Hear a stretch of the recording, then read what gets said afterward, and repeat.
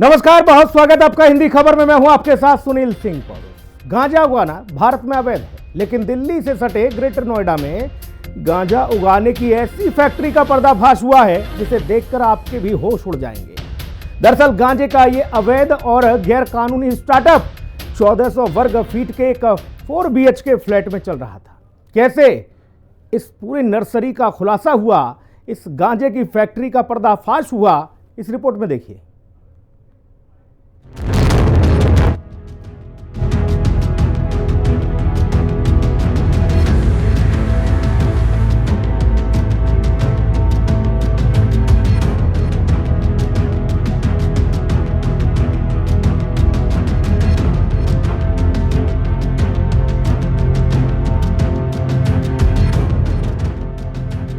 Four BHK flat में गांजे की नर्सरी। नोएडा के फ्लैट से नशे का स्टार्टअप। गांजे के गमले की इनसाइड स्टोरी। ग्रेटर नोएडा का पाब्लो एस्कोबार। ग्रेटर नोएडा के एक फ्लैट की तस्वीरें देखकर आप चौंक जाएंगे। ये देखिए, गमले ही गमले। गमलों में लगे हैं हरे हरे पौधे, लेकिन ये पौधे हैं किसके? ये सुनकर आपके होश उड़ जाएंगे, क्योंकि ये खेत नशीले पौधे की है। जिन पौधों को आप देख रहे हैं वो गांजे के पौधे हैं। गांजे की खेती का ये नया स्टार्टअप हर किसी को सन्न कर दे रहा है। नोएडा की एक सोसाइटी में जिस तरह से फ्लैट किराए पर लेकर आर्टिफिशियल लाइट और खाद बीज के जरिए इस पूरे सिस्टम को तैयार किया गया, वो हैरान करने वाला है। योगी सरकार की उत्तर प्रदेश पुलिस ने इस फ्लैट से 10-20 नहीं बल्कि पूरे के पूरे गांजे के 80 गमलों को सील किया। हिंदुस्तान में गांजे की खेती करना प्रतिबंधित है। गांजे की खेती करना क्राइम है, यानी गांजे की खेती की तो सीधे जेल है। इस फ्लैट में गांजे की जो किस्म उगाई जा रही थी उसे शहरी भाषा में प्रीमियम क्वालिटी का गांजा कहा जाता है, जिसकी कीमत बाजार में लाखों रुपए है। नोएडा को हाईटेक सिटी कहा जाता है, और अगर हम बात करें तो बड़ी बड़े कॉलेज और यूनिवर्सिटी नोएडा और ग्रेटर नोएडा में हैं, जहां पर दूर दराज से बच्चे अपना भविष्य बनाने के लिए यहां पर आते हैं। और सरकार के द्वारा लगातार मुहिम चलाई जाती है कि बच्चे किसी भी तरीके से नशे का शिकार ना हो पाएं। लेकिन एक चौंकाने वाली बात तब सामने आती है कि ग्रेटर नोएडा की एक सोसाइटी में, जो कि आप पैनोरमा के नाम से प्रसिद्ध है, वहां पर अवैध रूप से गांजे का कारोबार यहां पर शुरू किया गया था। आपको बता दूं कि ग्रेटर नोएडा की पार्श्वनाथ पैनोरमा सोसाइटी में एक व्यक्ति जिसका नाम राहुल चौधरी है, वो अपने ही फ्लैट के अंदर गांजे की खेती कर रहा था। गांजा भी ऐसा नहीं जो विदेशों में गांजा मिलता है, उस गांजे की यहां पर उसने खेती करनी शुरू कर दी। वैसे देखा जाए तो रेव पार्टियों से लेकर हाई क्लास पार्टीज में नशे के लिए गांजे से लेकर चरस तक की हाई डिमांड होती है, इसीलिए अक्सर इनकी सप्लाई बाहर से होती है। लेकिन मेरठ के राहुल चौधरी ने डिमांड और सप्लाई की ये दूरी 4 BHK फ्लैट से दूर कर दी। गांजे का पौधा घरों में नहीं उगता है, बालकनी में भी इसको उगाने में परेशानी आती है, क्योंकि इस पौधे के विकास के लिए एक खास तापमान चाहिए और खास जलवायु की जरूरत पड़ती है। लेकिन राहुल चौधरी ने इन सभी चीजों का जुगाड़ निकाल लिया। राहुल ने इस नेक्सस को बनाने के लिए किस मोटिस ऑपरेंडी से काम किया, वो जान लीजिए। राहुल ने 4 BHK फ्लैट रेंट पर लिया, 3 कमरों में सेटअप तैयार किया, ऑनलाइन गमले मंगवाए, कमरे में टेम्परेचर कम करने के लिए AC लगवाया, सनलाइट के लिए आर्टिफिशियल लाइट लगाई, मिट्टी की जगह नारियल के बुरादे का इस्तेमाल किया। थाना बीटा 2 इकोटेक 1 की टीम और नारकोटिक सेल्स और जो हमारे DCP ACP 3 साहब हैं, उनके लीडरशिप में एक ऑपरेशन, जॉइंट ऑपरेशन हुआ था। और उस ऑपरेशन में एक राहुल चौधरी नाम का व्यक्ति है, जो कि मूल रूप से मेरठ का रहने वाला है, उसको गिरफ्तार किया गया है। इसने एक OG प्लांट की फार्मिंग का सेटअप अपने फ्लैट में, जो कि बीटा में एक सोसाइटी है, वहाँ पे पैनोरमा सोसाइटी है, वहाँ पे सेटअप कर रखा था। ये ओजी प्लांट जो होता है, इससे वीड जो है एक्सट्रैक्ट होता है। इसने ये जो इसके सीड्स हैं, ये एक सीड्समैन करके एक वेबसाइट है जो कि एक फॉरेन बेस्ड कंपनी है, उससे मंगाता था पेपल के थ्रू पेमेंट करके। उसके बाद उन सीड्स को अपने ही फ्लैट में इंडोर में फार्म करता था। उसके लिए इसने पूरा सेटअप खाद का, पेस्टिसाइड्स, इंसेक्टिसाइड्स, वाटरिंग का पूरा बना रखा था। एसी भी इस तरह से सेट कर रखा था कि जो एम्बिएंट टेम्परेचर है ओजी प्लांट के ग्रो होने का, वो वहाँ पे सेटअप रहे। क्योंकि फ्लैट में सनलाइट नहीं होती थी, तो सनलाइट की भी एनवायरनमेंट क्रिएट करने के लिए इसने बताया था कि अमेज़ॉन से कुछ फुल स्पेक्ट्रम लाइट्स हैं जो इसने मंगाई थी, और जिससे वो सनलाइट वाला एनवायरनमेंट ये क्रिएट करता था। राहुल चौधरी ने पैसों के लालच में इस पूरे सेटअप को लगाया था। गांजे की खेती के लिए प्रीमियम क्लास की बीज विदेश से मंगवाए गए।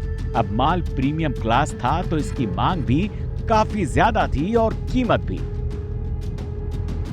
4 BHK फ्लैट में कैसे की गई गांजे की खेती? कैलिफोर्निया से ऑनलाइन सीड्स मंगवाए गए। ऑन डिमांड पर गांजे की खेती की गई। डार्क वेब और दूसरे सीक्रेट चैट टूल्स पर बिक्री की गई। 4 BHK फ्लैट से गमलों में गांजे की खेती करने की इकोनॉमिक्स भी काफी अच्छी थी। बताया जा रहा है गांजे का एक पौधा उगाने में 7,000 रुपए खर्च होते थे। राहुल एक पौधे को 60,000 में बेचता था। 20 गांजे के पौधे 12 लाख में बेचे। पौधा तैयार होने में 100 से 110 दिन लगते हैं। ऐसे में ग्रेटर नोएडा के गांजे की इस नर्सरी की कीमत करोड़ों की बताई जा रही है, क्योंकि ओजी क्वालिटी की जिस गांजे की खेती राहुल करता था वो प्रीमियम उत्पाद है। बताया पूछताछ में, अब तक पिछले 4 महीने से पहले इसने काम शुरू किया था। एक प्लांट को बनाने में इसको 100 डेज 110 दिन लगते हैं, और एक प्लांट में जो लागत सारी चीज़ों की मिला के आ रही थी, इसको 5 to 6,000 की आ रही थी, जिसको 50 to 60,000 रुपीज़ में एक प्लांट को ये डार्क वेब पे अलग अलग चैट रूम्स में जाके इसने कुछ सेल भी किए हैं, और आगे भी ये डार्क वेब पे ही सेल करता था। तो इस तरह से इसका पूरा ये एक बिजनेस मॉडल था जिसको बस्ट किया गया है। इसमें 80 प्लांट्स, 2 किलो गांजा और बहुत सारे असॉर्टेड इक्विपमेंट्स, केमिकल्स इसमें जो फार्मिंग में यूज़ होते थे बरामद किए हैं। एजुकेशनल बैकग्राउंड में ये इंग्लिश ग्रेजुएट है, और इसने जो बताया कि इस तरह का आइडिया इसको अलग अलग टीवी सीरीज जो है नारकोटिक्स से रिलेटेड और इंटरनेट के माध्यम से इसको ये चीज़ प्राप्त हुई थी, और इसने फिर ये करने का सोचा। मेरठ में गांजे की खपत कम होने की वजह से ही राहुल ने अपना ठिकाना ग्रेटर नोएडा कर लिया, क्योंकि नोएडा में ऐसे नशीले सामान की बिक्री के लिए बड़ा बाजार उपलब्ध होता है। सोसाइटी काफी पॉश थी, इसीलिए कभी किसी ने राहुल पर शक नहीं किया। सभी ने गमले, खाद, खेती के सामान और नारियल के बुरादे आते देखा, लेकिन कयास यही लगाया सारा सामान बालकनी में गार्डनिंग करने के लिए होगा। लेकिन राहुल और उसके दिमाग की नशीली उपज योगी की पुलिस की नजरों से बच नहीं पाई। वैसे राहुल ने बताया कि उसने ये सब YouTube से सीखा है। वेब सीरीज देखकर उसके दिमाग में नशीले शैतान ने जन्म लिया था। नेट पर ऐसे हजारों वीडियो भरे पड़े हैं जो दिखाते हैं कि घरों में, कमरों के अंदर ग्रोइंग बैग में कैसे गांजे की खेती की जा सकती है।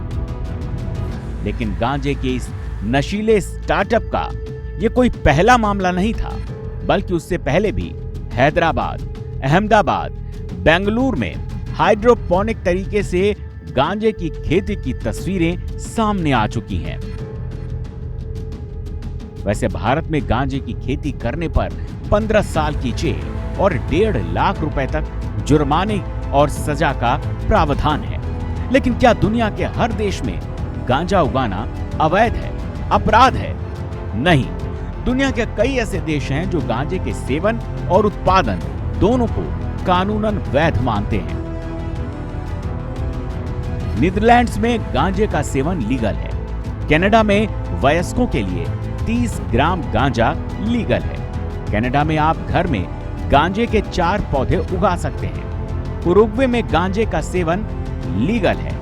साउथ अफ्रीका में गांजा लीगल है। जमैका में मेडिकल और धार्मिक इस्तेमाल में गांजा वैध है। कोलंबिया में गांजे के 20 पौधे उगा सकते हैं। स्पेन में भी गांजा पीना गैर आपराधिक है। बेलिज में 10 ग्राम गांजा रखना गैर आपराधिक है। चेक रिपब्लिक में भी 15 ग्राम गांजा रखना गैर आपराधिक है। वैसे गांजे के बाजार के उपभोक्ताओं का मानना है कि दुनिया भर में सबसे अच्छे गांजे की किस्म हिमाचल प्रदेश में पाई जाती है। गांजा फूंकने के बाद गांजा इंसानी खून में मिलकर सीधे दिमाग में पहुंचता है और दिमागी हिस्सों में केमिकल रिएक्शन होता है, जिससे इंसान की तर्क करने की, सवाल जवाब करने की क्षमता पर असर पड़ता है और इंसान को प्लेजर महसूस होता है और इसे ही नशे का चढ़ना कहा जाता है। वैसे भारत में गांजा कानूनन अवैध होने के बाद भी दिल्ली और मुंबई में गांजा के उपभोक्ता इतने हैं कि ये दोनों महानगर दुनिया की टॉप 10 गांजा उपभोक्ता सिटीज में आते हैं और अमेरिका का न्यूयॉर्क इसमें नंबर 1 पर है। गांजा का असर सीधे दिमाग पर होता है और दिमाग कमजोर, डिफोकस और अपंग होने लगता है। इसीलिए गांजे की खेती को भारत में अवैध घोषित किया गया है, मगर गांजे के गमले वाली नर्सरी वाले स्टार्टअप ने लोगों को हिला कर रख दिया। इसीलिए आपसे अनुरोध है कि इस तरह के किसी भी स्टार्टअप में मत पड़िएगा, वरना आपकी पूरी जिंदगी सलाखों के पीछे कट सकती है। ब्यूरो रिपोर्ट, हिंदी खबर। तो देखा आपने किस तरह से दिमाग में उपजी ये नशीली उपज गमलों में उपजती नजर आई। और आगे बढ़ेंगे। पिछले कुछ सालों से देखा गया है कि वेदर पैटर्न बदल गया है, चाहे बेमौसम बरसात हो या फिर मार्च में ही मई जून वाली प्रचंड गर्मी। मौसम के इस बदलते मिजाज को समझना दिनों दिन मुश्किल होता नजर आ रहा है और इस बार भी नवंबर में कुछ ऐसा ही देखने को मिल रहा है। आमतौर पर नवंबर के महीने में इन दिनों सर्दी का सितम शुरू हो जाता है, लोग अपने अपने गर्म कपड़े निकालना शुरू कर देते हैं, लेकिन इस बार ऐसा कुछ देखने को नहीं मिल रहा। या यूं कहें कि नवंबर में मार्च वाली गर्मी पड़ रही है। अब सवाल